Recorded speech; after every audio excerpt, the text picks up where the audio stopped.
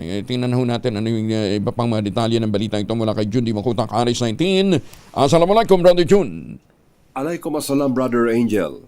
Tama ng bala sa kanyang dalawang binti ang tinamoni na Balawag SGA Barm Municipal Councilor Al Hamidi Sampulna makaraang pagbabarilin habang may binibili sa isang hardware sa bayan ng Midsayap, Cotabato Province.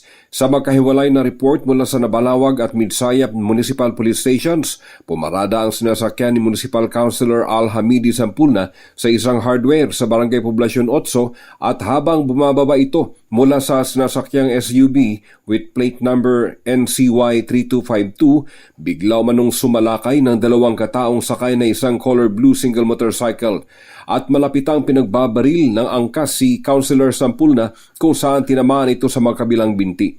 Mabilis namang tumakas sa mga suspek.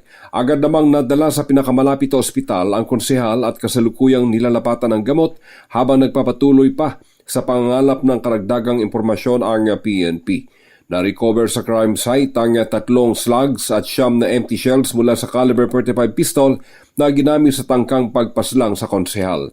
Nakipag-ugnayan na rin ang Nabalawag Police Station sa mga police and military checkpoints sa mga katabing bayan sa Cotabato Province, ganon din sa dalawang probinsya ng Maguindanao para sa ikadarakip ng mga suspek na tumatakas sakay na isang single motorcycle. Mula sa Central Mindanao, RH19, Jun Di Makutak, DZRH, una sa Pilipinas, una sa Pilipino. Sukran, Jun. Maraming salamat.